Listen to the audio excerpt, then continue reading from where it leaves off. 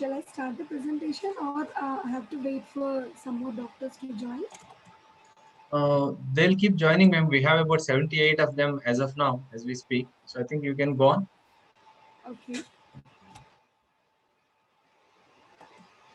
Am I audible to everyone? Certainly, ma'am. Perfectly. And my screen, is it okay? It is visible. It is visible. Yeah. Okay.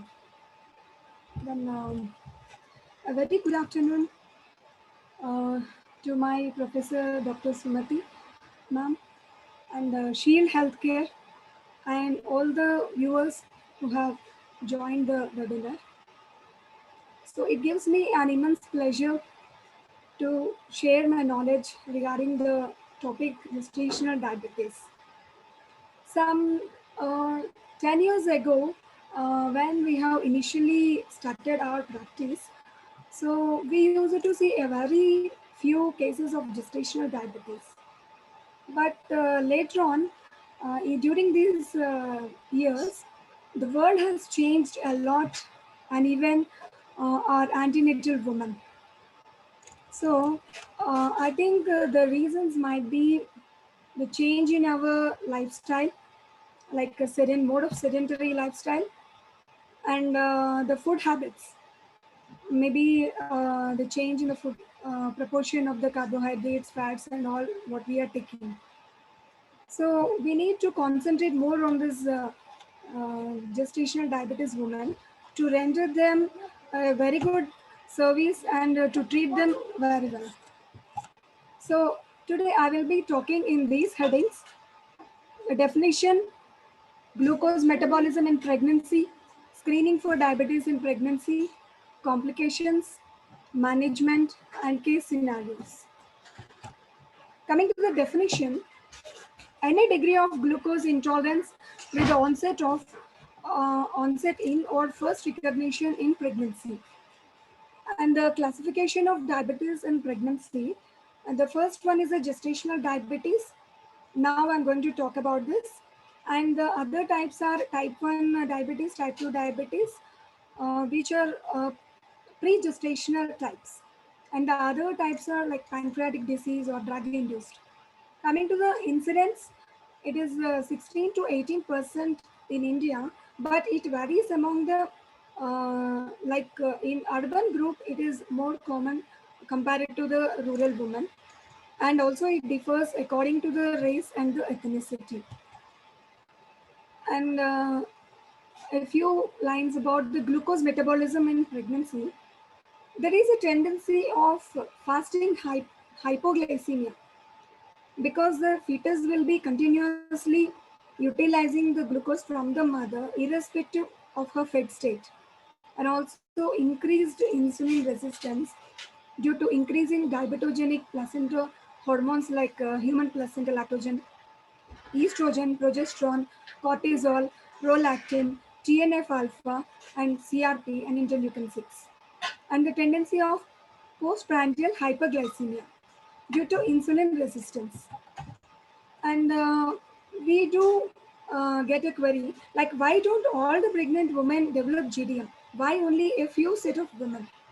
Because in normal pregnancy, there are enough pancreatic store reserve. As you can see in this figure, is my arrow visible to everyone?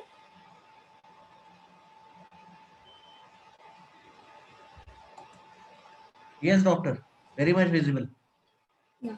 So this is a normal woman in where the pancreatic reserve is well, but this set of women who develop GDM, they already have a lesser pancreatic reserve. Maybe she is second time pregnant. In the first pregnancy, she already developed GDM and her reserve has reduced. So this may be the reason for a few set of women to develop GDM. And this is a beautiful graph which shows this green graph shows the woman who never developed GDM in both of their pregnancies, and they have enough good reserve of pancreas. And finally, during the course of life also they may not develop type 2 diabetes. Coming to the orange graph, these women they developed GDM in their first pregnancy. So here the reserve has reduced. And in the second pregnancy, again they developed GDM, still reduced. And due course of time, in their future life, they develop type 2 diabetes mellitus. And coming to screening for diabetes in pregnancy. So now we have a set of questions. Whom to screen? That means every lady who walks into our OP should be screened or not. I mean, is it universal or selective? It is definitely universal because all our Indian women belong to the ethnic group of a high risk of developing diabetes. Okay, we decided to screen all the women. Then when to screen? Is there a particular gestation we have to screen? No. It is the first visit we have to screen all the women. If it is negative, we can repeat it again at 24 to 28 weeks. So we have a guideline also to assess the risk of a woman in her pregnancy for GDM. So we categorize all the pregnant women into low, average, and high risk. So this low risk women need not be screened. So these women are age less than 25 years and weight before the pregnancy, and previous baby normal weight, and no history of abnormal glucose metabolism or no history of previous abortions, and so. And but anyhow, our Indian women, as I've already told, they come under the set of women who have high risk to develop GDM. So by default, all our women comes under high risk category. And in addition, so the woman with severe obesity and with strong family history of type 2 diabetes, and the previous pregnancy also she had gestational diabetes and impaired glucose metabolism. So all these women, we need to anyhow screen them in the first visit itself and repeat again at 24 to 28 weeks. Okay, we decided to screen. Now how to screen them? So there are so many guidelines to give the screening protocols. There is a one-step approach and a two-step approach. In this one-step approach, we can diagnose the GDM and the overt DM.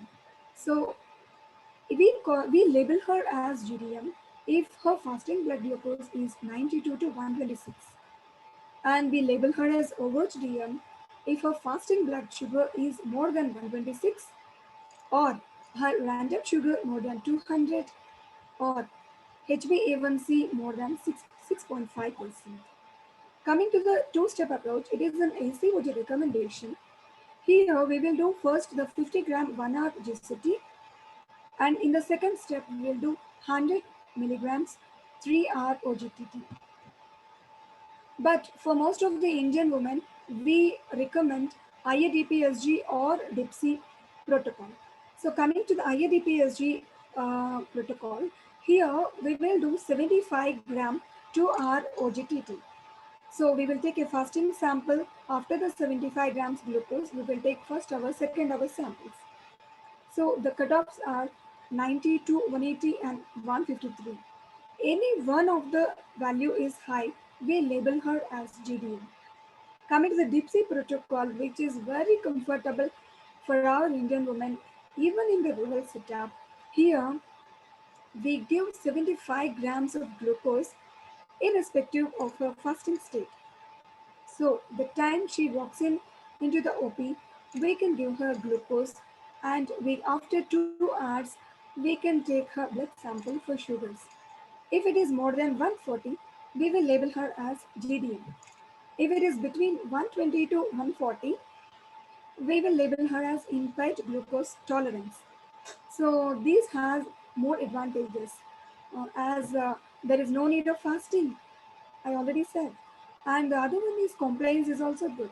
It is more acceptable to the woman rather than coming in the fasting and again 1 hour, 2 hour taking 3 samples. And I have a few doubts like can HbA1c used for screening GDM? No, because the levels keep on changing for HbA1c in pregnant women, in especially in iron deficiency anemia and hemoglobinopathies. And also physiologically, due to hemodilution also, it may show less value. Can random blood sugar be used as a screening? No, it is not effective. A few words about the HAPL study, that is hyperglycemia and adverse pregnancy outcome study. Here, 23,325 women between 24 to 32 weeks of pregnancy has underwent 75 grams OGTT.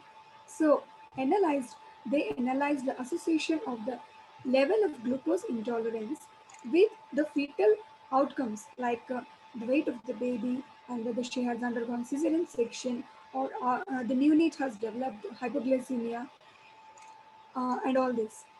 So finally, they concluded that the increasing plasma glucose levels were definitely associated with adverse fetal outcome. And coming to the complications, so for maternal and fetal complications, coming to maternal complications, she may develop gestational hypertension or preeclampsia, polyhydramnios, preterm labor.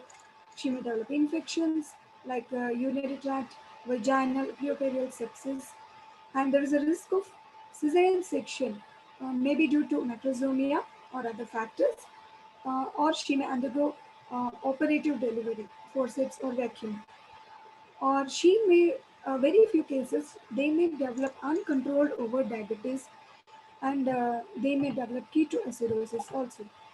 Coming to the fetal complications, in women with overt uncontrolled diabetes, they may have miscarriages or congenital anomalies or fetal growth restriction. In cases of gestational diabetes, they may have macrosomia, prematurity, and late IUDs also seen.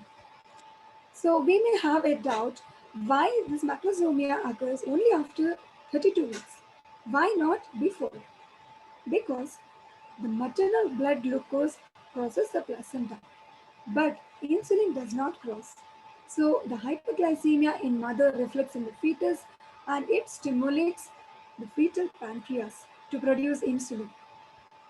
But in the fetus, the pancreas develops beta cells by 11 weeks, but they respond only from 32-week onwards. So that's why the fetus develops macrosomia only after mostly after 32 weeks. So coming to the neonatal complications, the baby may develop respiratory distress syndrome, prematurity, hyperglycemia, hypocalcemia, hyperbilirubinemia, polycythemia, and cardiomyopathy. So that's why for every case of JDM, we need a neonatologist support. Coming to the fetal programming in GDM, that means now I'm going to talk if the baby is exposed, like mother is having GDM and this baby is born in this baby's future life, whether this baby will develop type 2 diabetes. Yeah, definitely. Because in GDM women, if it is an overfed stage, that means the hyperglycemia, more of hyperglycemia in the mother. So in the fetal stage itself, the fetus pancreas secretes more insulin than normal. So this will lead to beta cell exhaustion, and the baby, when after born and in her future life, she may develop type 2 diabetes. Now we will come to other scenario. If the mother is underfed stage, that is maternal starvation, here also the pancreas production in the baby will be less. So there will be a position of plasticity in the fetus. So again, here also the fetal pancreas get compromised. And finally, this may lead to the type 2 diabetes in future, in the childhood or in her adult life. So that's why if we see this graph, fetal programming in GDM. So if the mother is underfed or overfed, the baby may develop type 2 diabetes. The baby will be healthy only if the mother takes normal diet and maintains her blood sugar. And coming to the management issues, first of all, we have to educate the patient because she need to get adjusted to her new diet, like medical nutrition therapy, or she has to start new exercises, and she has to have the knowledge, acquire the knowledge of monitoring her own blood glucose. And we have to discuss with her regarding the maternal and fetal monitoring. And next, we have to plan her delivery accordingly. Coming to the management, uh, preconceptionally also, that means we can recognize the women who are at high risk of developing GDM, like those who are obese or polycystic ovaries. We have to advise them to lose weight prior to the pregnancy itself. So once she is diagnosed as GDM, now how to manage her? In the antenatal period, we divide her treatment into medical and obstetrical. Coming to the medical management, we have to put targets like for fasting, it should be equal to or less than 90 milligrams per deciliter, and 1 hour is 140, and 2 hours it is 120. And the permitted weight gain during her pregnancy depends on her BMI. If she has normal BMI, allow her to gain weight 11 to 16 kgs. So this we have to install in her mind, and we have to give the target weight. Like according to her weight, we can add the permitted weight and put in the block letters on her OP sheet so that she will try to maintain that weight. For overweight women, only 7 to 11 kgs allowed, and obese women, only 5 to 7 kgs allowed. So coming to medical nutrition therapy. So we have to uh, calculate the total calorie requirement. It also depends upon the weight. If she is normal weight, 30 kilocalories per kg. If she is overweight or obese, 22 to 24 kilocalories. If she is moderately obese, 15 kilocalories per kg. And among the whole calories, again we have to divide carbohydrates 40 to 50%, fats 30 to 40%, and proteins only 20%. And we have to give her a clear meal chart. We can take the help of a dietitian also. So we have to divide her food into 3 major meals and 3 snacks. To divide her entire food intake in a day, so we can divide the snacks, every snack 5 to 10%, and coming to breakfast 10 to 15%, and lunch 20 to 30%, and dinner 20 to 30% again. And here is a simpler way how she can understand. So we can explain her that she can take handful of vegetables, that if we divide her plate with 9-inch diameter, half of it should be filled with vegetables. So handful of vegetables and palm full of lean protein like beef or non-veg diet, and only fistful of starch material like wheat or rice, peas, and potatoes. And then at the same, along with the medical nutrition therapy, we should stress more upon her exercise also. She has to do moderate exercise like brisk walking for 45 to 60 minutes per day. She can divide this time like after her meals. It will be better because it will reduce the hyperglycemic state. And this exercise also reduces the need for the insulin, and it helps in better glycemic control. If she is not, her blood glucose levels are not controlled with immunity, then we will take up medical management. So we can use insulin or oral hypoglycemic agents.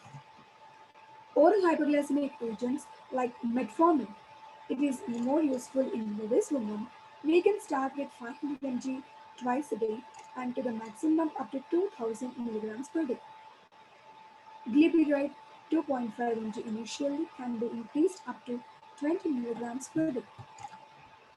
Coming to the types of insulin, human insulin and analogs. In human insulin, in GDM, we prefer short-acting, that is 2 activate, and intermediate acting NPH. Coming to the analogs, there are ultra-short acting and long-acting. A few details regarding the insulin analogs. They are rapidly acting. So most of the endocrinologists are preferring these insulin analogs now because they can be taken along with the meals. So she need not keep her food ready, take the insulin, wait for 20 to 30 minutes and have her food. Because nowadays, most of the women are working. They don't know when they will be having a meeting, when they will have their meal. So this is very comfortable for them so that they can take along with the meals. These are Lispro and Aspart are ultra short acting, and Detimer and Glargine are long acting, but these are costly. Coming to insulin therapy, short acting is to intermediate acting should be 30 is to 70 in mixed term. So divide this entire dose of insulin into 2/3 in the morning and 1/3 in the evening. So we can divide into twice daily doses. Again, we can add short-acting insulin at bedtime if her post-dinner glucose is high. We can add pre-lunch if her post-lunch glucose is high. This is all about tailoring her insulin when we have to add and when we have to reduce depending upon her blood glucose levels. Coming to the indications for the insulin, that means we don't wait for MNT or um, metformin. Directly we start insulin if her fasting blood sugars are more than 105 or postprandial more than 200, or the baby develops macrosomia polyhydramnios, or if the blood sugar is not controlled even with 2 grams of metformin, or she has a series. Coming to the monitoring of blood glucose. So we have given her the dose and how to explain her to self-monitor herself. So she has to do it 4 times a day. She has to maintain a book in which date and timings of her blood glucose should be noted. So here we advise her to take 1 fasting sample and 3 postprandial, like post Hello, Sudha ma'am. lunch and dinner. Hello, Sudha Hello? ma'am. Sorry to interrupt. There are a lot of comments that the sound quality is very poor, ma'am. If you don't mind, can you raise the voice a little bit? Doctors are unable to hear. Yeah, sure. Am I audible now? Ma'am, you are audible, but it's very low. The volume is very low. So I guess you need to speak a bit loudly.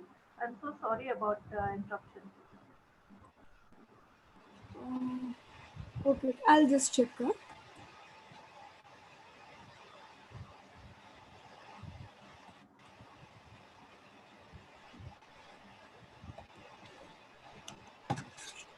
Um, how is it now? Ma'am, yes, it is better, slightly better here. Or shall I use my headphones and see? Uh, yes, ma'am, that would be great.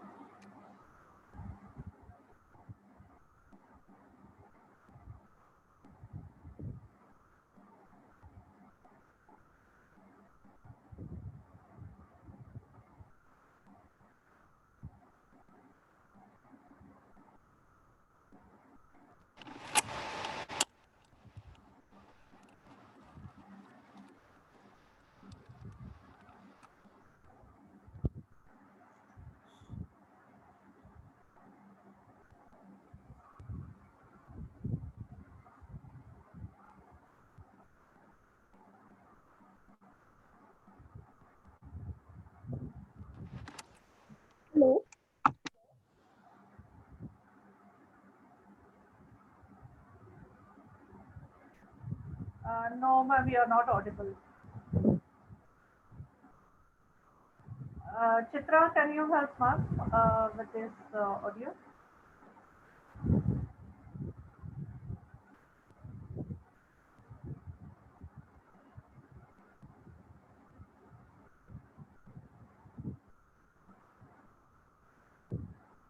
Ma'am, I guess we cannot hear you with your headphones, so I guess it's better if you remove that. Yeah. And ma'am, a request that if you speak a bit loudly, then that would be good.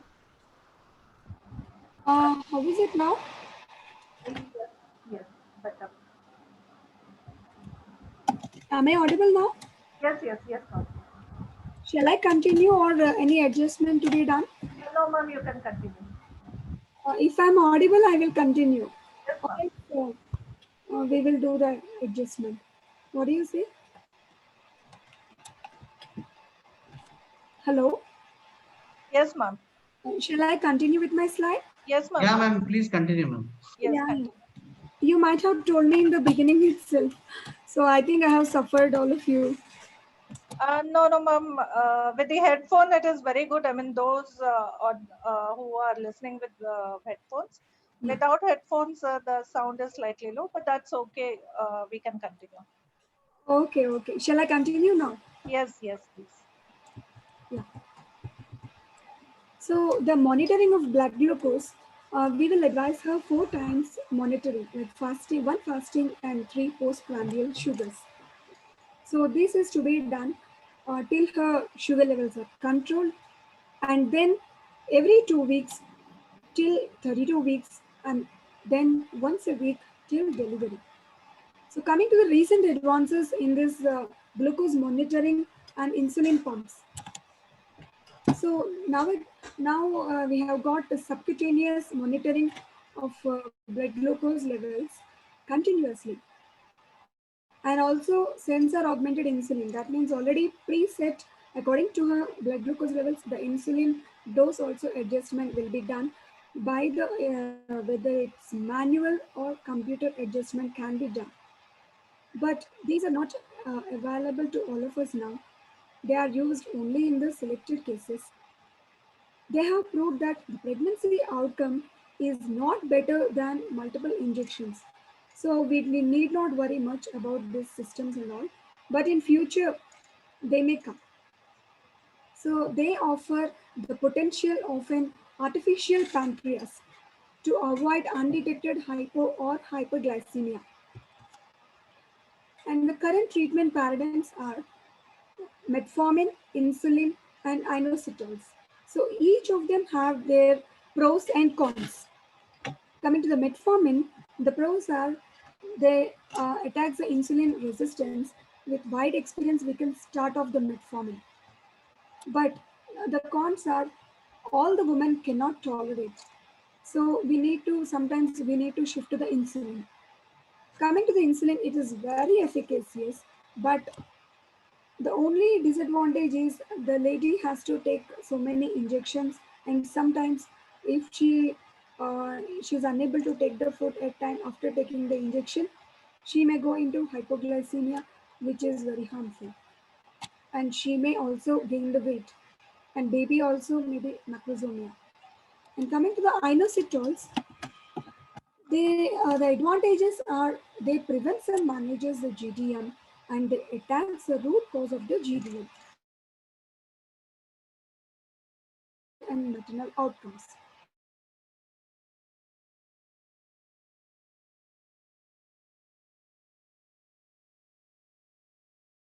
Ingredient management, they cause they normalizes the insulin signaling and glucose metabolism. This in turn leads to insulin reduction in the insulin resistance, and finally the blood glucose will be normalized. Coming to the management of diabetic ketoacidosis in pregnancy.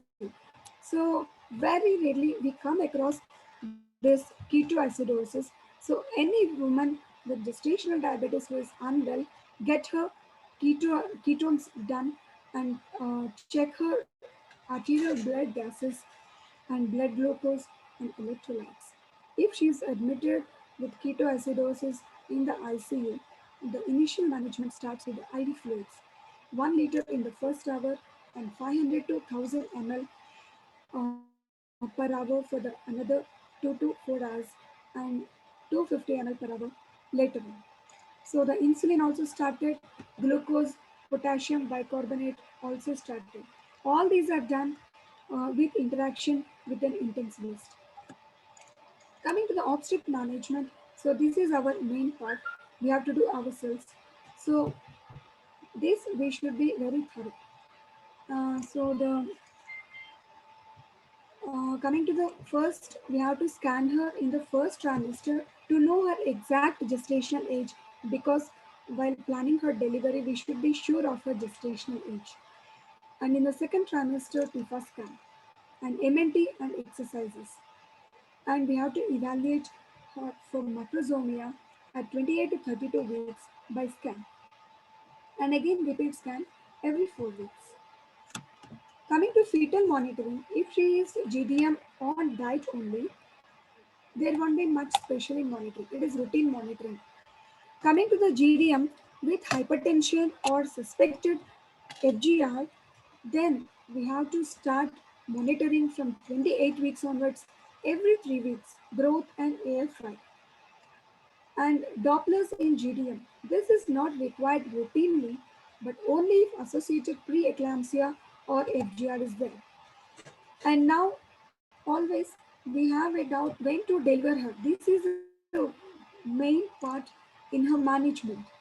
So if she's GDM on diet, no other complications, sugars well controlled, we can wait till 40 weeks, but not beyond that. If she is GDM controlled with metformin, we can deliver her at 39 weeks. If she is GDM on insulin, deliver at 38 weeks. And if she develops macrosomia or hypertension, 38 or 37 weeks. But cesarean section should be performed only for obstetric indications. Coming to the intrapartum management, when she sets into labor, put the target glucose level below 140. If she is GDM on diet, monitor her blood glucose 4 to 6 hours. If she is GDM on insulin, uh, if we plan for elective section or if we plan to induce, then we give the usual bedtime dose previous day, but we withhold the glucose withhold the doses on the day of induction or elective section. And we can start IV infusion with 5% dextrose, and we have to monitor her glucose hourly. And if we are planning for vaginal delivery, anticipate for shoulder dystocia. My slide got stuck actually.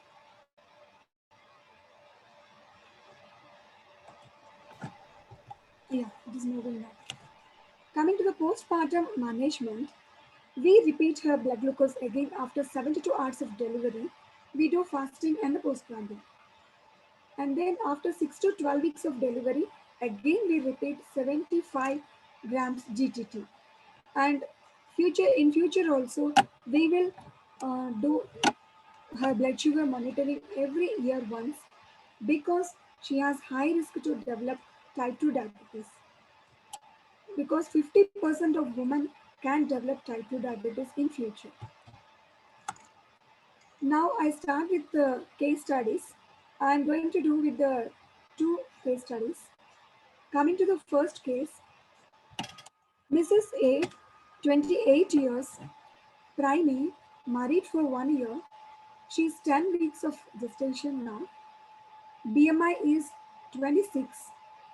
Her mother is also a diabetic. We have done her GCT. It showed 110 milligrams per deciliter. So how to manage? Here her GCT is normal, but she has other risk factors like her mother is a diabetic and her BMI also high. So here we do routine antenatal care for her, because her GCT is normal, but we will repeat again at 24 weeks of gestation. So that's we have done. We repeated her GCT. It was 152. Now what to do? Her GCT is abnormal now. She is labeled as gestational diabetes now. So we counseled her, we advised medical nutrition therapy and exercise for 2 weeks. Then again at 26 weeks, her fasting blood sugar is 88 and the postprandial is 110. Now, how to proceed? So she is well controlled. Her blood glucose levels are under control now with the MNT and exercise. So we advised her to continue the same. And we were repeating her fasting and postprandial sugars every 2 weeks. And we also scanned her every 4 weeks to rule out macrosomia. Till 34 weeks, her sugars are under control. At 34 weeks, her fasting sugar is 98 and her postprandial 2 hours is 130. So what to do? Her fasting sugars are high. So we started metformin for her, 500 mg twice a day, along with MNT and exercise. Now we monitored her blood sugars 4 times a day, that is fasting, and 3 postprandial sugars, till daily, till all the values are normal. And then once it is stabilized, then we were repeating once a week, fasting and postprandial sugars. So her sugars are well controlled, no macrosomia. She reached the term. So when to deliver her? At 39 weeks, we did pelvic assessment and we did stripping of membranes. She didn't set into labor. At 40 weeks, we admitted her and we started to induce her. Foley's bulb induction was done. And the bulb expelled after 10 hours. And she has set into labor. Now how to manage her in the labor ward? So we stopped metformin. We allowed her clear fluids. We monitored her blood sugars every 4 hours. We maintained the partogram. She progressed well and she delivered a 3 kg baby vaginally. Mother and baby fine. So how to manage her in her postpartum period?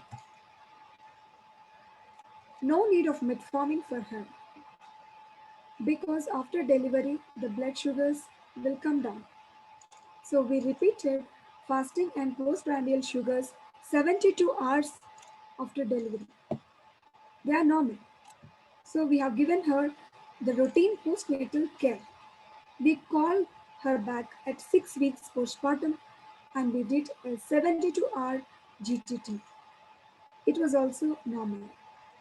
Then we advised her to get annual blood sugar testing done as she has risk to develop type 2 diabetes.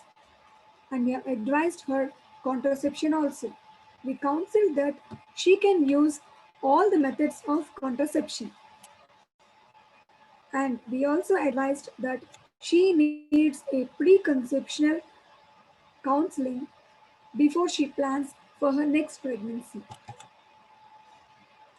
So this is the end of the first case. Coming to the second case, she is Mrs. B, 32 years. She is second gravida, para one, living one, with one previous cesarean section.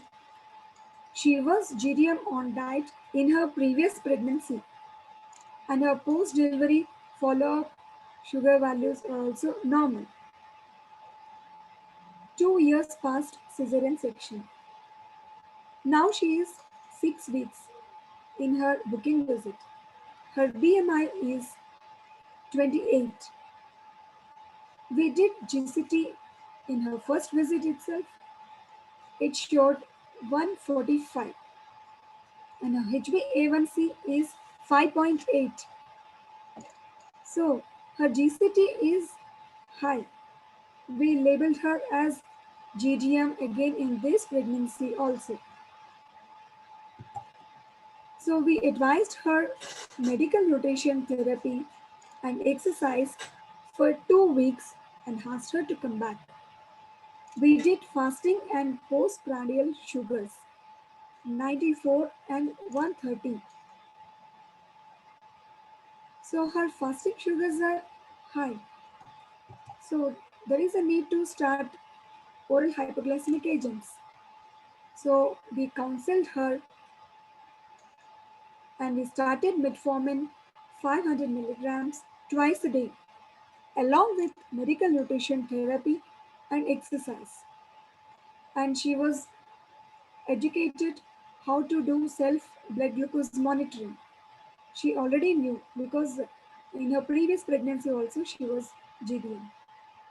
At 28 weeks, her fasting sugars are 110 and her postprandial 130. Now what to do? Should we increase the metformin dose or straight away we need to start insulin?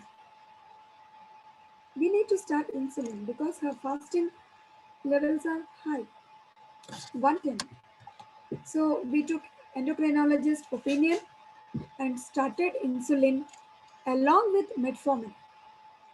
So she was started on human insulin 6 units twice a day and NPH 4 units at night. We advised her self-monitoring of blood glucose and we followed her. And finally, her dose was titrated and her blood sugars were normal with human actrapid 8 units twice a day and NPH 6 units at night. So we monitored her blood glucose and it was controlled with insulin, metformin, MNT and exercise. So when to plan delivery for her? She is a previous cesarean section. So we have planned for an elective cesarean section for her at 38 weeks. So the previous night insulin and metformin dose were given, but we skipped it on the day of the elective cesarean section. And we were monitoring her blood glucose every hourly from the morning. And the section was done as the first case in our elective cesarean section list. Now, how to monitor her blood glucose in the immediate postpartum period? We monitor her blood glucose levels every 4 hours. All are normal. So we stopped monitoring her, and again we did fasting and postprandial sugars after 72 hours of cesarean section. That was also normal. And again, at 6 weeks postpartum, we called her for 75 grams GTT. That was also normal. So, what contraceptive advice we can give her? So, copper T will be the best option for her. Even progesterone only pills also can be given.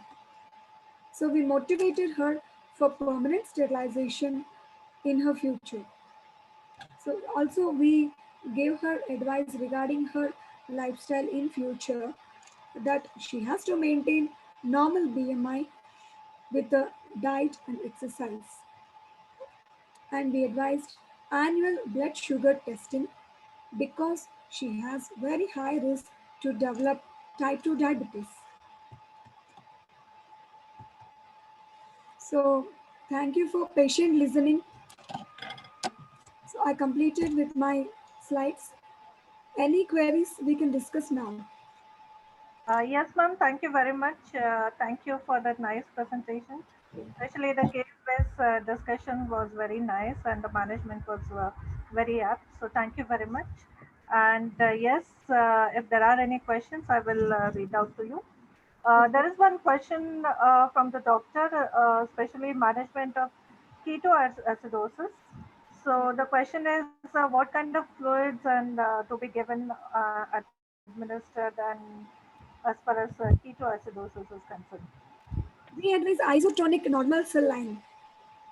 In cases of ketoacidosis, usually they will be admitted in the ICU, and we take the help of the intensivist also to titrate their doses and the fluid management, arterial blood gases, everything should be monitored, and we need the help of the intensivist. But initially, we can start off isotonic normal saline 1 liter in the first 1 hour, and later on we can reduce it.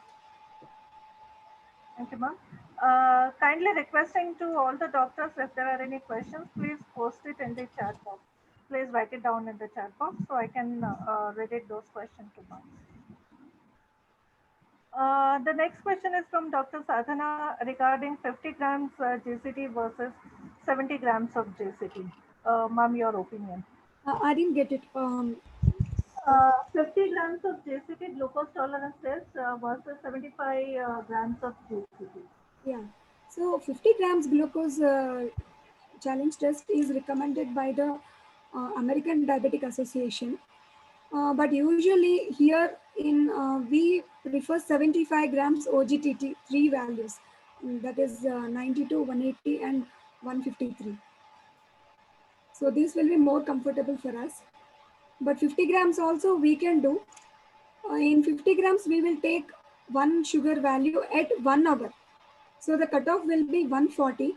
But if we put the cutoff as 130, we can pick up more cases. The sensitivity will increase. But usually we prefer 75 grams OGTT, three values. With the cutoff, with 75 grams? Cutoff value with 75 the grams, we take three values: fasting, 1 hour, 2 hours postprandial. Right, So ma'am. 92, 180 and 153. Thank you, ma'am. The next question is from Dr. Kavita. How to calculate the dose of insulin? Yeah, usually we say zero point 0.5, zero point 0.6, zero point 0.7 units per kg in the first, second, and third trimesters. But usually we won't follow strictly that dosage because sometimes it may be high for her. So usually we start with very low doses of insulin, like human atropine, 4 units or 6 units, depending on her blood sugar values, and slowly we increase because now suddenly if her glucose level drops, we are doing more harm for her. So better to start with the very low doses, and daily we monitor her blood glucose, 4 values, or even if needed 6 values also, and then gradually we increase depending upon her requirement. And also we will see which sugar level is high, like with the fasting or post breakfast, post lunch, or post dinner, which is high, and then we can adjust accordingly. Right, ma'am. Thank you. Ma'am, the next question is from Dr. Sumati, and the question is, how useful the continuous glucose monitoring at home with respect to fetal outcome? Ma'am, continuous glucose monitoring till now we have not seen, but it is in the recent advances. There will be a subcutaneous device, it seems, that will be continuously monitoring her blood glucose. This usually we prefer only for selected cases, like those who have tendency to go to hypoglycemia or hyperglycemia. So those levels, if they are not uh, stable, then we tend to prefer. But till now, we have not seen those devices, ma'am. But in future, we may see. Right, ma'am. Thank you. Next question is, which is better, metformin or glyburide? Usually we start with metformin only. I have little knowledge about Liberat because the institutions where we did, all they have preferred metformin only. Right, ma'am. The next question is, do you advise insulin after lunch? I mean, at lunchtime, Yeah, it, before lunch. actually this human actrapid, it will give its peak after 30 minutes of injection. So she has to take the injection, wait for a while, about 15 to 30 minutes, and then take her food so that the peak hyperglycemia in her after food and the peak insulin levels both coincide. Because if she takes after the food, her immediately after food, her blood glucose levels will rise. But by the time insulin won't be working, human actrapid. That's what I have told. Insulin analogs, nowadays we are preferring this pen injectors because they can be taken along with the food, and also it mimics the natural insulin produced in our body. So the peak hyperglycemia for the woman and the insulin levels what we have given also coincides, so that she may not have abrupt hypoglycemia or abrupt hyperglycemia. Okay, right, ma'am. Ma'am, the question is again post in GTT postprandial after 1.5 hours. I guess we have already covered this point that fasting 1 hour postprandial and 2 hour postprandial. That is the Yes. values we are taking, right? Yes. Okay. The next question is from Dr. Geeta. The question is, can lemon be added in 75 grams of glucose? Because many women will complain nausea with plain glucose. Yeah, this is a common scenario which we usually come across. So we can give them time, like they can drink it in 5 to 10 minutes. No need to rush and take all the glucose water at a time. And adding of lemon, I don't have any idea because some women tend to vomit after taking this glucose. So usually what we do is if she vomits within 30 minutes after taking the glucose, we don't consider that levels and we will take a fresh value later on. If she vomits after 30 minutes, then okay, we can take that value. And adding of lemon, I have no experience in that. Right. Thank you.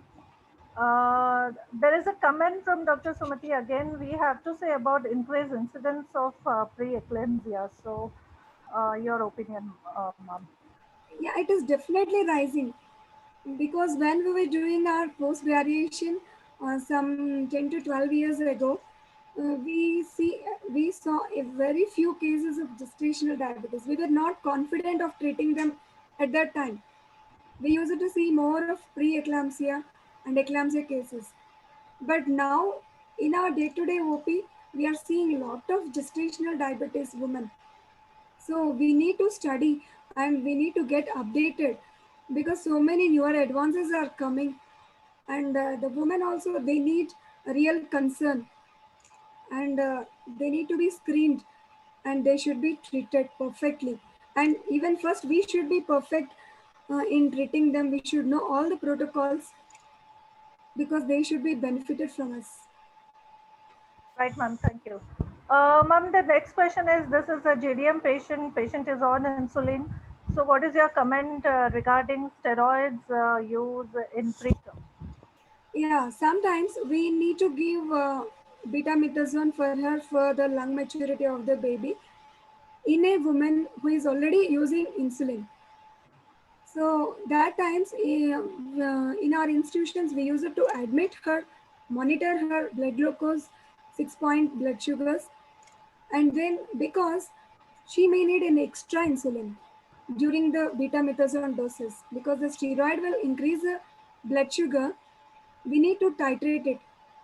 For the time being, we need to increase the dose of insulin according to her blood sugars. And again, after once we finish the betamethasone doses, then again her blood glucose may come to the previous values, and again we have to reduce the dose. So it will be better if she is under our monitoring rather than home blood sugar monitoring when she is taking steroid. Right, ma'am. Thank you. The next question is action of inositols in gestational diabetes. Yeah, nowadays we are seeing a lot of polycystic ovary women. So they are already on metformin and this myoinositol and dechloroinositol. So they conceive while using all these medication. So the query is whether to stop all these once she becomes pregnant or whether to continue this medication. So I prefer that it will be better if we continue at least myoinositol and dechloroinositol because that gives insulin resistance will be tackled here, and she may not develop GDM, or even though if she develops GDM, then we can control her blood sugars well, and the Right, ma'am. Thank physiology also will be maintained. Yes, it is perfectly safe to use in pregnancy, myoinositol, and if required, we can share the papers also with the doctor. Dr. Rajni Kumar, if you can, Rajni Kumari, if you can share your email ID, we will share you the papers, the data.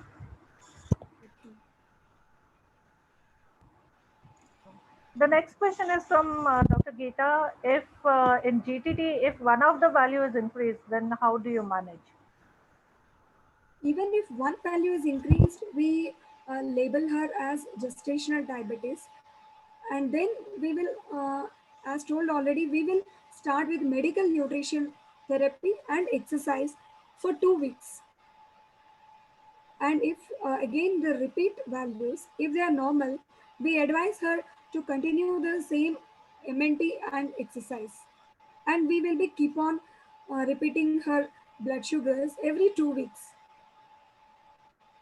Right, ma'am. And if at all, if there is In any her, in case, yeah, in we her can due add. course, Yeah. again, if her blood sugar values tend to be high, her fasting or postprandial, we have given the cutoff like 90 fasting and 122 hours postprandial. If any of these two values are crossed, even with MNT and exercise, we need to start metformin for her. Right, ma'am. Ma'am, and your there is question from Dr. Poonam Gupta. Which insulin other than Actapid and how frequently to be used? Uh, Nowadays, we are preferring insulin analogs like Lispro or Aspart or short acting, but we are preferring long acting insulins like Glargine and Detimar so that she can take single dose. At night, she can take, and it will be the action will be for throughout the day. So it will be convenient for the lady, and also I already told the analogs will mimic the insulin in our body, natural insulin in our body. The peaks and the troughs will mimic, like whenever she takes food, hyperglycemia is there, it will handle that. And when she is in fasting, this insulin will be in the normal level. So we are preferring more of insulin analogs now rather than regular insulin, which will act only for a few hours, like about 4 to 6 hours. Right, ma'am. Thank you. Ma'am, there are a lot of queries regarding exercise. So what kind of exercise do you suggest to these women? Yeah, we advise her brisk walking, and we don't advise her like more strenuous exercises. And also, it depends upon her comorbidities. Like if she is having any cardiac problem or preeclampsia or any other associated medical issues, we don't advise her to do more and more exercises. So in those cases, usually even we reduce the timing of this brisk walking also. If Right, she ma'am. doesn't have any comorbidities, she can do brisk walking for 45 to 60 minutes. Okay. Ma'am, any starting dose of Glargine? That is the question. Glargine, usually we take the help of the endocrinologist when we start this human analogs, insulins. So I think we can start off with 2 to 4 units. Right, ma'am. Thank you, ma'am. I'm waiting for some more questions. Okay.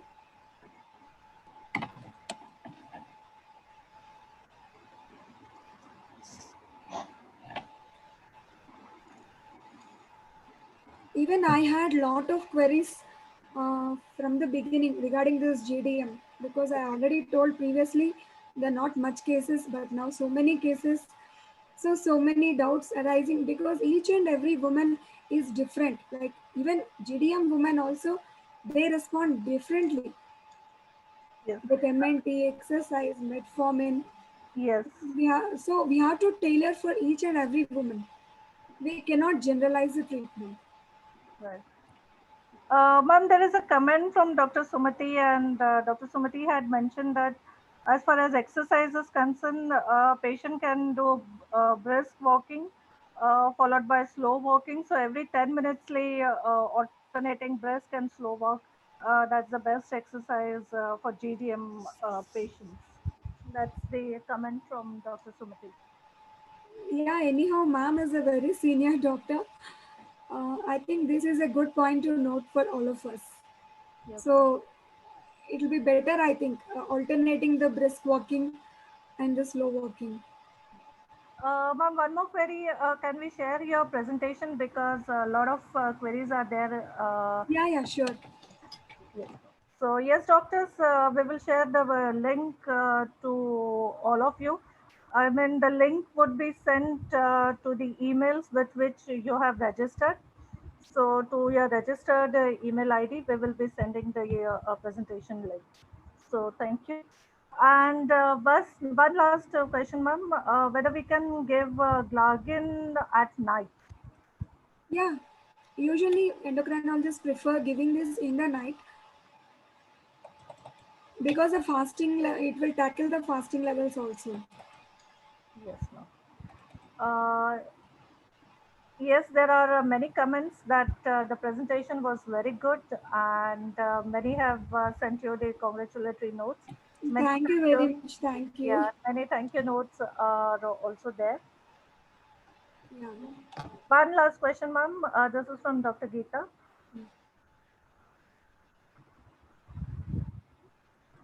Okay, so post-COVID, pre-diabetic patients are becoming diabetic due to steroid use. So how to manage? Uh, I didn't get you. In the post, Yeah, in this COVID era, the pre-diabetic patients are becoming diabetic due to steroid usage. So how to manage these patients? that means in the pregnancy already she is pre-diabetic and she is on steroid, Yes, or she need a steroid for the lung maturity. ma'am, that clarity is not there. So in the question, so probably you can answer both ways. I mean, Yeah, maybe in the post-COVID era, during this COVID time, many pregnant women uh, didn't get the opportunity to get the screening and all. So many cases were, in fact, missed during the months of, I think, from March to June. Again, now they are coming back, having the screening test and all done. And many of the women were diagnosed as gestational diabetes. So if I take it in the two scenarios, like already she was on steroid, suppose for bronchial asthma or some other reason, or SLE, she is using steroid. So her blood glucose levels will be still more high due to the steroid. So she needs a very strict monitoring. Might be she may need insulin also. And coming to the second scenario, if she needs a steroid dosage for lung maturity, these I have already discussed. Like we need to do her blood glucose multiple times, and we have to check whether her blood glucose is raised, and we need to add the insulin dose for her. As she's pre-gestational diabetes, better to prefer insulin for her and monitor her blood sugars. I think I have clarified, or else Yes, ma'am. you can elaborate your question. No, ma'am, that was the question. Basically, both the scenarios doctor wanted to understand. So you have clarified both the scenarios. So thank you very much. Okay. Ma'am, I don't see any additional questions. So no more questions are there. So thank you, ma'am. Thank you for this elaborate Q&A session. You have Thank you answered. all the viewers for patient listening and bearing me. Like for some of the time, my audio is not good, it seems. No, ma'am. We managed to have it. So thank you very much. Great presentation, and we would be sharing your presentation with all the doctors. So Okay, I thank you, also thank Shield Healthcare for giving me this opportunity. thank you, ma'am. Thank you very much. Thank you, doctor. Thank you very much.